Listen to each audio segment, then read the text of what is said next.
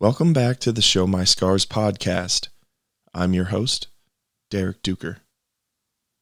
Today is a solo pod, and I'm going to be honest, I almost didn't record this. I've had a lot of personal stuff going on, some of which I can't talk about, but if I'm going to have a podcast titled Show My Scars, I'm going to have to show you mine in real time. Lately, my thoughts have been saying I'm failing, that I'm a fraud, that I'm a loser and I should give up on everything, including this show. My body feels like I've been hit by a bus. When I look for the cause of this, some of it is due to things I've heard people saying about me. Some of it is wounds of past trauma reopening due to current events in my life. Some of it is because of the sheer amount of uncertainty surrounding my life in this season. The important thing to remember during these times is that even when your feelings are valid, they're not always true. For example, I have a thought that says I'm a fraud to have this show because I constantly battle depression and have to wrestle myself to build up the will to record a lot of times. Impostor Syndrome is something that many people deal with when they're doing something that they feel is important. And this show is important to me. My fear keeps me honest and makes me work hard, so it's a valid feeling. However, it is not true that I'm a fraud. I'm not pretending to be someone I'm not. I have been very honest about who I am and that I don't have all the answers. To help with imposter syndrome, my therapist has me look for concrete evidence of accomplishments and skills to counter my imposter feelings. So if you're listening to this and feel like you're drowning in your emotions, you are not alone. You don't have to be okay to have worth. You don't have to have a good job or any job to have worth. Everything you do doesn't have to be a smashing success to prove your worth. You are worthy just the way you are. I know how silly that sounds and feels when you're incredibly depressed. Self-acceptance still isn't a practice I've mastered.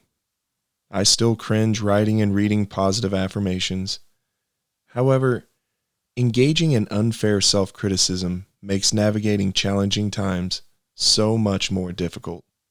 When I get this way and know that I need to keep moving forward, I look for one small win. Like when I sat down to write this podcast. It's proof to myself that I can still show up even when I'm hurting. What is one small win for you? What is one thing you can do to help yourself or take a step toward your goals? Maybe you just need some light exercise like a walk. Maybe it's cleaning up one area of your home. It can even be texting someone you trust and letting them know how you feel. Just find one small thing you're going to try, not to fix everything, just to get through the day. I want to thank everyone who is listening to me just be a person in pain today. It was an episode I struggled to write and record. However, awkward as it may be, it is real life. I'm not looking for pity. I just felt I had to say this because I know others feel this way and it isn't talked about enough. Be kind to yourselves today, and I'll see you on the next episode.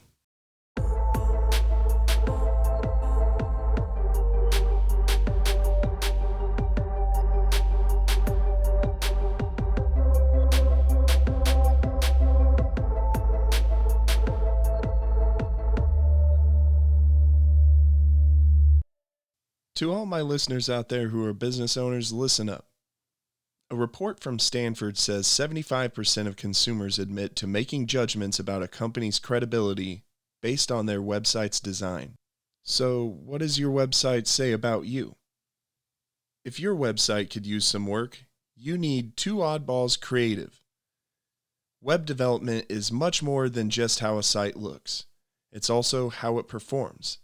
Your website needs to be quick, user-friendly, and direct consumers to performing your desired action. If you want to learn more about Two Oddballs Creative and why they're trusted by some of the biggest brands in the Springfield, Missouri area, head on over to twooddballs.com.